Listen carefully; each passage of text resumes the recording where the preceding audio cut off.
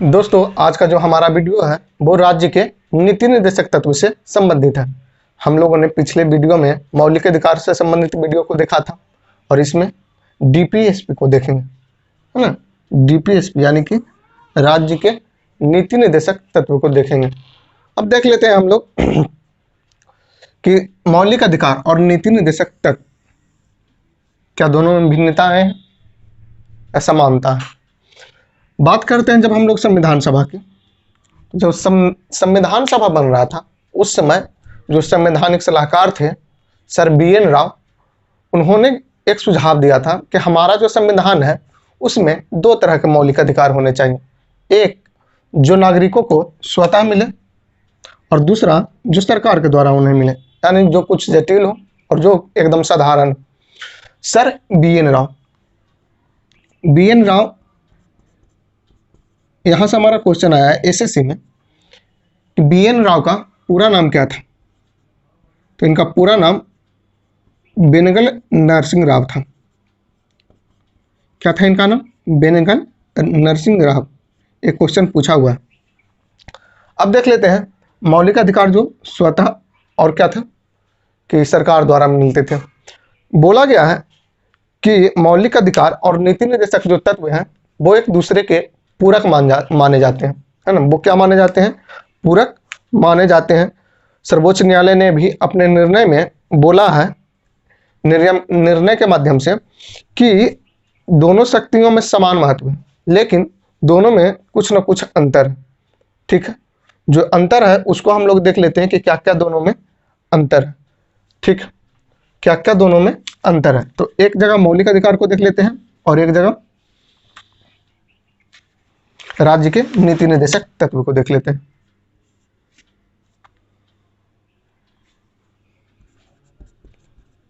मौलिक अधिकार और एक तरफ डीपीएसपी। पहले इसको हम लोग देख लेते हैं क्या है मौलिक अधिकार, या पहले राज्य के नीति निर्देशक तत्व को देख लेते हैं। ठीक है, अब बात कर लेते हैं राज्य के नीति निर्देशक तत्व की। तो इसे डीपीएसपी के माध्यम से भी कुछ टीचर पढ़ाते हैं, है ना। और इसे भाग 4 में रखा गया। कितना में रखा गया? भाग 4 में रखा गया है। अनुच्छेद 36 से 51 में, अनुच्छेद 36 से 51 में इसे रखा गया है। और इसे आयरलैंड से लिया गया है। कहाँ से लिया गया है? आयरलैंड के संविधान से लिया गया है। हमारे संविधान में जो छोटे छोटे एग्जाम होते हैं उसमें हमारा यही पूछता है कि राज्य के नीति निर्देशक तत्व को कितने भाग में रखा गया है। तो भाग 4 में इसे रखा गया है। कहाँ से लिया गया है? आयरलैंड से लिया गया है। और अनुच्छेद की बात करता है तो 36 से 51 तक वर्णित है। इसे आयरलैंड से लिया गया था। आयरलैंड ने इसे स्पेन के संविधान से लिया था। आयरलैंड कहाँ से लिया था? स्पेन के संविधान से लिया था। हम लोग देख रहे थे मौलिक अधिकार और राज्य के नीति निर्देशक तत्व में अंतर। मौलिक अधिकार जो था भाग 3 में था।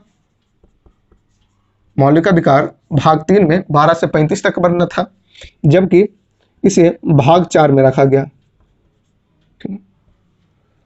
इसे भाग 3 में और इसे भाग 4 में रखा गया। यह अनुच्छेद 12 से 35 तक वर्णित था,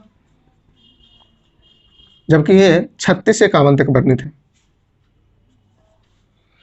इसे अमेरिका के संविधान से मौलिक अधिकार को लिया गया था, लेकिन डीपीएसपी को आयरलैंड से लिया गया। ठीक है,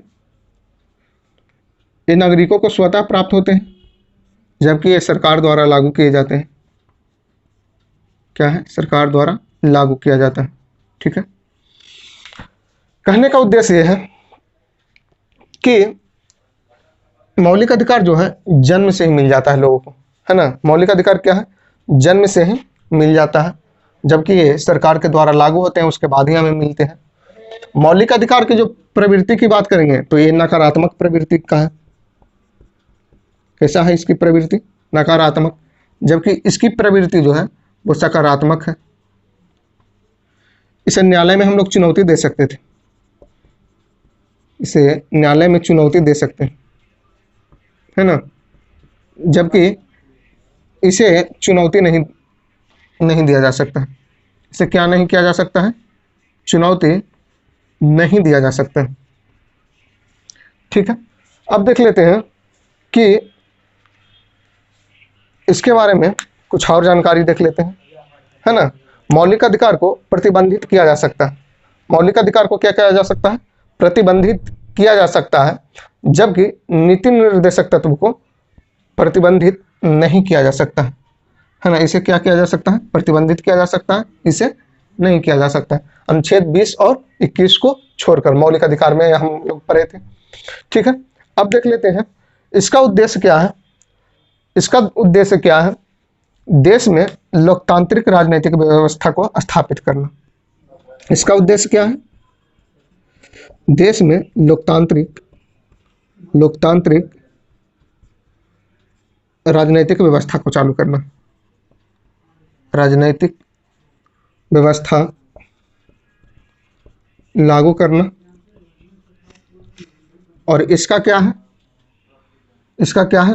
लोक कल्याणकारी राज्य की स्थापना करना। इसका लोक कल्याणकारी राज्य की स्थापना करना, है ना। इसका क्या था? लोकतांत्रिक राजनीतिक, ठीक है, लोकतांत्रिक। अब देख लेते हैं जो डीपीएसपी का अनुच्छेद 36 से 51 था, उसको हम लोग जानने की थोड़ा कोशिश कर लेते हैं, है ना। तो देखते हैं, इसे मिटा देते हैं, आगे बढ़ते हैं। हम लोग जो मौलिक अधिकार को पढ़े थे, उसका जितना भी प्रश्न बन रहा था वो आपको बहुत जल्दी देखने के लिए मिल जाएगा। आप उस पर प्रैक्टिस कर सकते हैं और देख सकते हैं कि आपको कितना याद हुआ है। अब देख लेते हैं 36। पहले एक बार फिर से रिवीजन मार लेते हैं कि राज्य का जो नीति निर्देशक तत्व था वो कहाँ से लिया गया था? तो आयरलैंड से लिया गया था। भाग 4 में इसे रखा गया है, अनुच्छेद 36 से 51 तक के वर्णित है।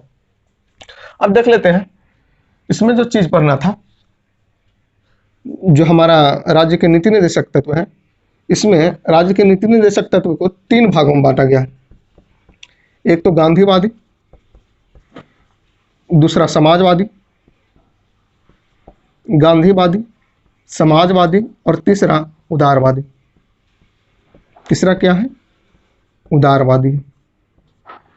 वादी से मतलब होता है विचारधारा, यानी गांधी के विचारधारा से जो संबंधित होगा वो गांधीवादी होगा। समाज की एकता और अखंडता से जो संबंधित होगा, यानी समाज की विचारधारा से जो संबंधित होगा वो समाजवादी कहलाएगा, और जो उदार विचारधारा से संबंधित होगा वो उदारवादी कहलाएगा, ठीक है। एक चीज पढ़ना है हम लोग को, और इसमें, ठीक है, एक चीज और पढ़ना क्या है कि इसमें लोक कल्याणकारी राज्य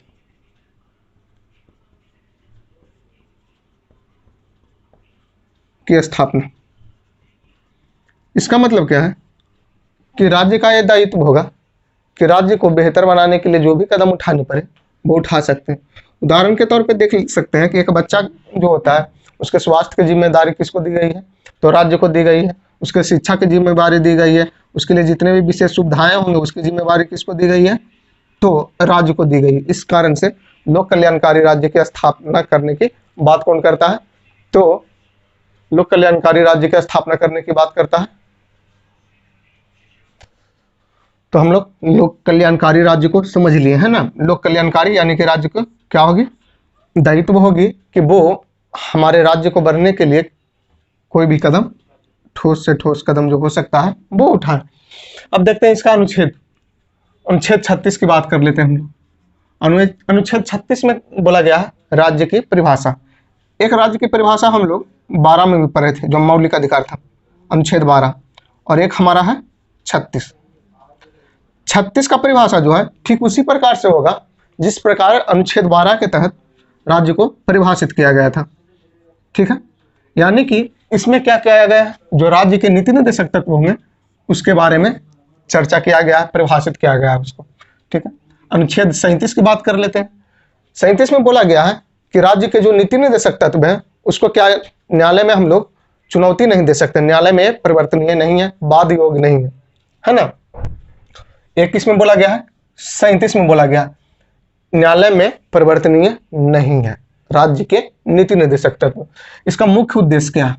मुख्य उद्देश्य हम लोग पढ़े, सामाजिक आर्थिक लोकतंत्र की स्थापना करके, है ना, लोक कल्याणकारी राज्य को बनाना है। वही लोक कल्याणकारी राज्य जो अभी हम लोग समझे थे अब देख लेते हैं नीति निर्देशक तत्वों को भी हम लोगों ने देखा कितने भागों में बांटा, 3 भागों में बांटा था, है ना, गांधीवादी, समाजवादी और उदारवादी। गांधीवादी में हम लोग 40, 43 का 46 और 47 को पढ़ेंगे, जबकि समाजवादी में 38, 39, 39 का 41, 42 और 43 को पढ़ेंगे। इसके अलावा जो उदारवादी का तत्व है उसमें 44, 45, 48, 48 का 49, 50 और 51 को पढ़ेंगे। इनकी हमको खास जरूरत नहीं है, भाई हम लोग ऐसे भी पकड़ना सीख जाएंगे कि कौन किससे संबंधित है। अब देख लेते हैं 38 की बात करते हैं। 38 में क्या बोला गया है?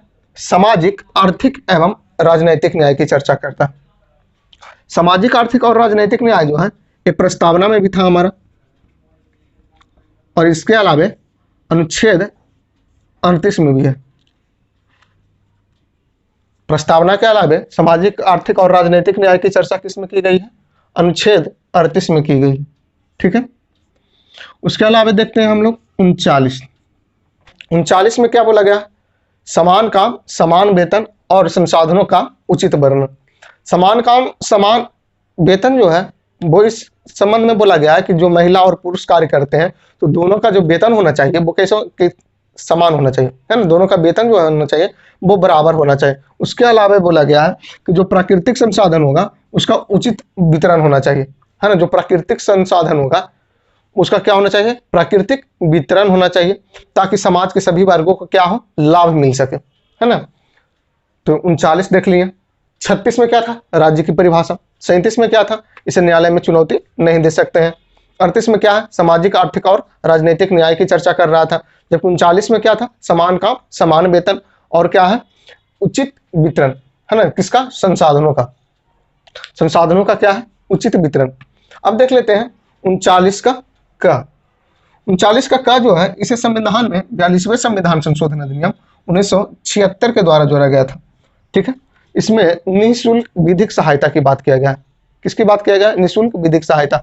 जैसे कि अगर कोई गरीब व्यक्ति है और उस पर कोई मुकदमा होता है तो उसके पास इतने पैसे तो हो नहीं सकते हैं कि वो एक महंगा सा वकील रखे, अपना क्या करे, केस लड़वा सके। तो ऐसी स्थिति में सरकार बोलती है कि हम आपको वकील देंगे फ्री में, है ना, ताकि जो न्याय हो सके वो उचित हो सके। ठीक है, ताकि न्याय क्या हो सके? उचित हो सके। इसके लिए निःशुल्क विधिक सहायता की चर्चा की गई है। किसमें? 39 के क में 42वें संविधान संशोधन अधिनियम 1976 के द्वारा। ठीक है, उसके बाद आगे बढ़ते हैं। अगर इसको हम लोग कैटेगरी वाइज करके भी पढ़ना चाहें तो पढ़ सकते हैं। इस समाज की भलाई की बात कर रहे हैं इसलिए समाजवादी हो जाएगा, है ना, समाजवादी हो जाएगा। अब देख लेते हैं 39 भी हमारा समाजवादी ही है ना। 40 देख लेते हैं, ग्राम पंचायत का गठन। 40 में क्या है? ग्राम पंचायत का गठन। गांधी जी हमेशा ग्राम पंचायत की बात करते थे कि भारत को आर्थिक रूप से मजबूत करना है तो ग्राम स्तर पे ही इसका क्या होना चाहिए? चुनाव होना चाहिए, ग्राम को बढ़ावा देना चाहिए। तो ग्राम पंचायत का गठन ये गांधीवादी सिद्धांत से है, 40 में है। ठीक है, 38 में क्या था? सामाजिक, आर्थिक और राजनीतिक न्याय। 39 में क्या था? समान काम, समान वेतन, है ना। उसके बाद संसाधनों का उचित वितरण था। 39 के काम में क्या था? निःशुल्क विधिक सहायता। 40 में ग्राम पंचायत का गठन, और ये गांधीवादी सिद्धांत से था। ठीक है, इसके अलावा देख लेते हैं 41, कुछ दशाओं में काम और लोक सहायता। कुछ दशाओं में क्या है? काम है, उसके अलावा लोक सहायता, है ना। कुछ दशाओं में काम मतलब सरकार का दायित्व क्या होगा कि लोगों को वो काम उपलब्ध कराए, है, लोगों को क्या कराए? काम उपलब्ध कराए। ठीक है, और लोक सहायता के संदर्भ में कि मतलब जो लाचार व्यक्ति हैं उनको भी क्या करें? सरकार क्या करे? सरकारी सहायता दे, है ना। सरकार क्या करे? सरकारी सहायता। लोक सहायता का मतलब क्या होता है? सरकारी सेवा या सरकारी सहायता।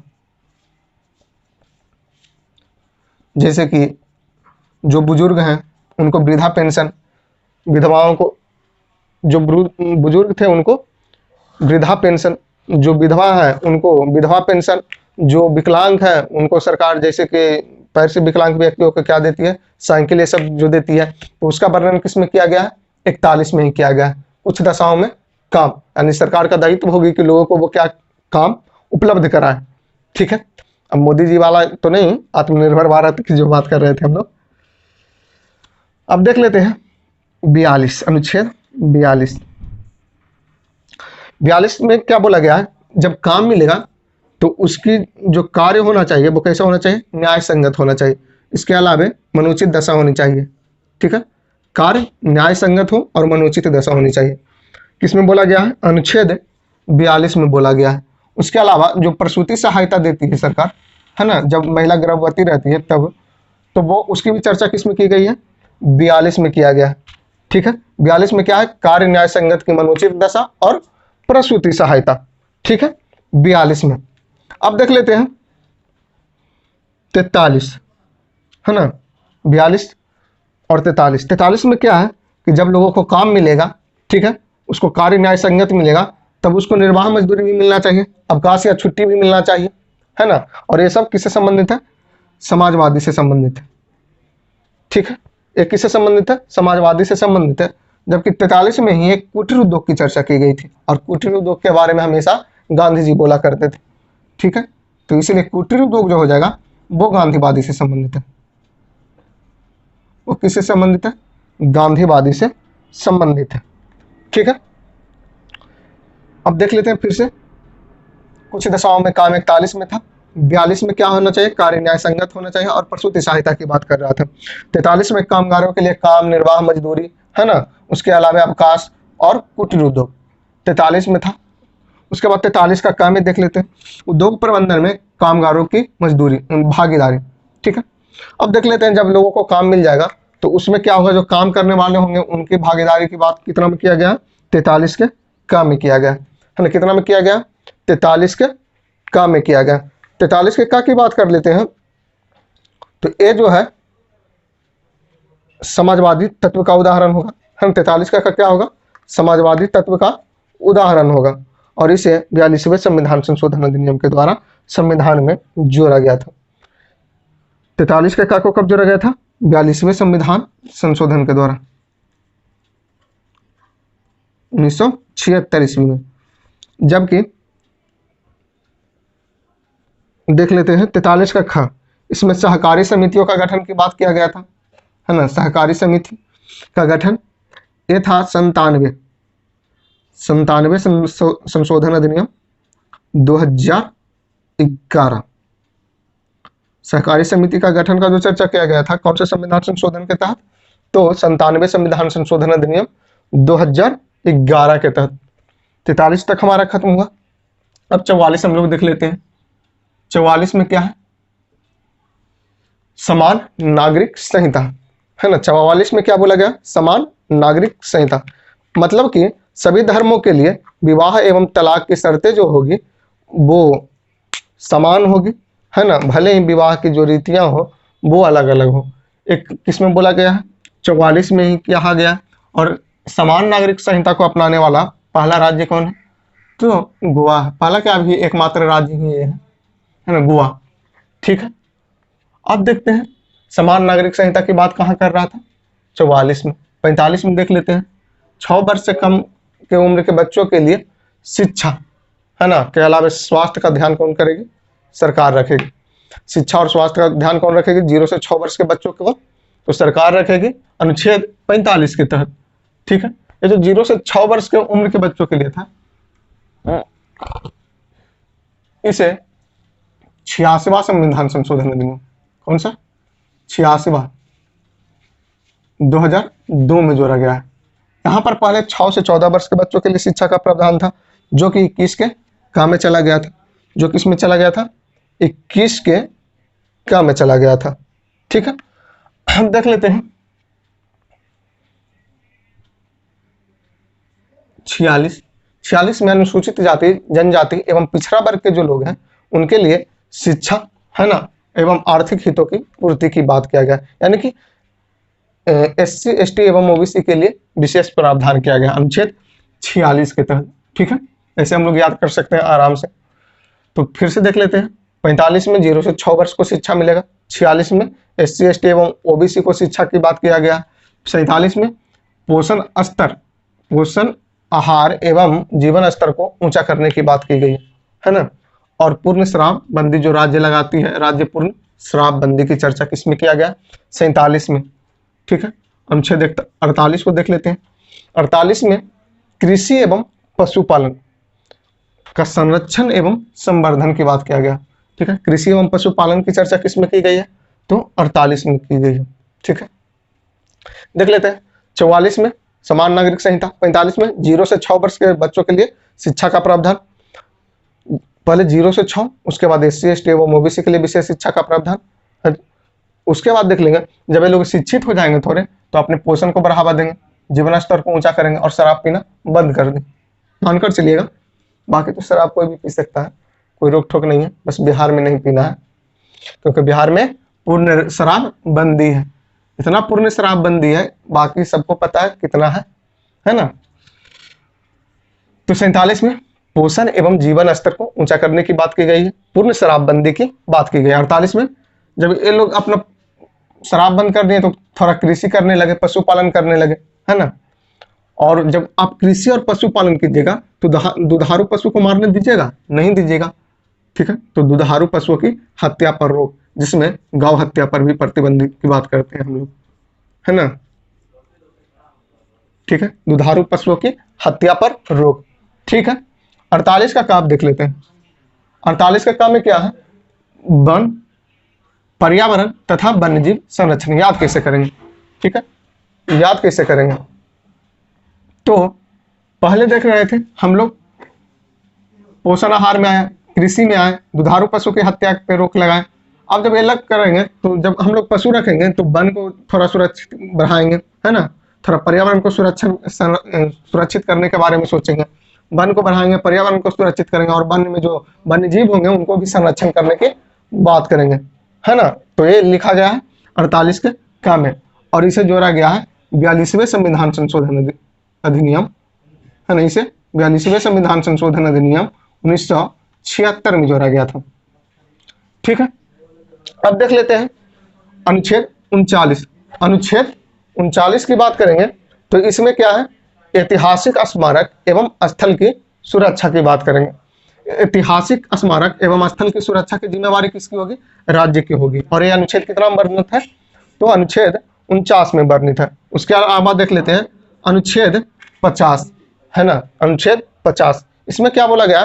कार्यपालिका से न्यायपालिका को पृथक किया गया, यानी कि दोनों की शक्तियों का बंटवारा किया गया, 50-50 किया गया, है ना। दोनों अपने अपने स्थान पे महत्वपूर्ण है, इसलिए दोनों की शक्तियों का बंटवारा किस में किया गया? 50 में किया गया। 51 की बात कर लेते हैं तो 51 में अंतर्राष्ट्रीय शांति एवं सुरक्षा की अभिवृद्धि की बात करता है। अंतर्राष्ट्रीय शांति, अंतर्राष्ट्रीय स्तर पे जो विवाद होता है तो जो समझौता कराया जाता है वो अनुच्छेद 51 के तहत नहीं उसकी चर्चा की गई है ना। अंतर्राष्ट्रीय शांति एवं सुरक्षा की जो बात कर रहे थे, यानी कि जो समझौता मध्यस्थता होता था वो किसके अनुच्छेद में वर्णित किया गया है? तो 51 में वर्णित किया गया। भारत जो यूएनओ का सदस्य बना है ना, भारत जो यूएनओ का सदस्य बना है इसी अनुच्छेद के माध्यम से बना है। ठीक है, इसी के माध्यम से भारत बना है। अब हम लोग का जो राज्य का नीति निर्देशक तत्व था ये समझिए खत्म हो गया, फिर से एक बार रिवीजन कर सकते हैं अगर जल्दी में हम लोग चाहे तो देख लेते हैं, रिवीजन कर सकते हैं। तो देख लेते हैं एक बार फिर से, है ना। 36 में राज्य की परिभाषा, 37 में क्या था? इसे न्यायालय में चुनौती नहीं दे सकते थे। 38 में सामाजिक, आर्थिक और राजनीतिक न्याय की बात कर रहा था। जब 39 की बात करेंगे तो 39 में क्या था? समान काम के लिए समान वेतन, उसके अलावा जो संसाधन है उनका उचित वितरण होना चाहिए। 40 में क्या है? ग्राम पंचायत का गठन। 41 में कुछ दशाओं में काम और लोक सहायता की बात था। 42 में काम न्याय संगत और मनोचित दशा होनी चाहिए, इसके अलावा प्रसूति सहायता की बात की गई थी। 43 की बात कर लेते हैं तो 43 में क्या था? 43 में था कामगारों के लिए जो निर्वाह मजदूरी मिलेगा, है ना, उसके अलावा जो अवकाश उनको मिलेगा। उसके अलावा गांधी जी का जो कुटीर उद्योग था वो कितना में था? 43 में। 43 का और खा को हम लोग छोड़ते हैं, उसको देख लीजिएगा वीडियो के माध्यम से आप। 44 में समान नागरिक संहिता, 44 में समान नागरिक संहिता। 45 की बात कर लेते हैं तो 45 में क्या था? 45 में 0 से 6 वर्ष के बच्चों के लिए शिक्षा एवं स्वास्थ्य की बात किया गया था, है ना। 45 में क्या था? 0 से 6 वर्ष के बच्चों के लिए स्वास्थ्य एवं शिक्षा का ध्यान कौन करेगी? सरकार करेगी। और इसे 86वें संविधान संशोधन अधिनियम 2002 के द्वारा जोड़ा गया था। 46 में क्या था? अनुसूचित जाति, अनुसूचित जनजाति और पिछड़ा वर्ग जो है उनके लिए शैक्षणिक एवं आर्थिक हितों की पूर्ति की बात कर रहा था, है ना। SC ST के लिए शिक्षा या OBC के लिए, ठीक है। उसके बाद 47 में पोषण एवं जीवन स्तर को ऊंचा करने की बात किया गया था। राज्य पूर्ण शराबबंदी की बात करेगा, वो किस में था? 47 में। 48 में देख लेते हैं, कृषि एवं पशुपालन की बात किया गया। कृषि एवं पशुपालन का संवर्धन एवं संरक्षण की बात किया गया। 48 में था। 48 का जो कि 42वें संविधान संशोधन अधिनियम 1976 के द्वारा जोड़ा गया था। इसमें वन, पर्यावरण एवं वन्यजीव संरक्षण की बात किया गया था। 49 की बात करेंगे तो इसमें राष्ट्रीय स्मारक एवं स्थल का क्या करेगा? संरक्षण करेगा। वो कौन करेगा? राज्य करेगा। और 50 में क्या था? कार्यपालिका से न्यायपालिका को अलग किया गया था, यानी 50-50 की बात कर रहे थे। उसके अलावा 51 जो था उसमें क्या था? अंतर्राष्ट्रीय शांति एवं सुरक्षा की अभिवृद्धि 51 में था, है ना, जिसके तहत समझौता या निपटारा जो होता विवादों का वो इसी में था। और UN भारत का जो सदस्य बना था इसी के माध्यम से बना था। क्विक रिवीजन के लिए था। अब इससे जितने भी संबंधित प्रश्न होंगे वो आपको एक वीडियो के माध्यम से देखने को मिल जाएंगे। आप उससे खुद का आकलन कर लीजिएगा। तब तक के लिए धन्यवाद। मिलते हैं आपसे नए वीडियो में।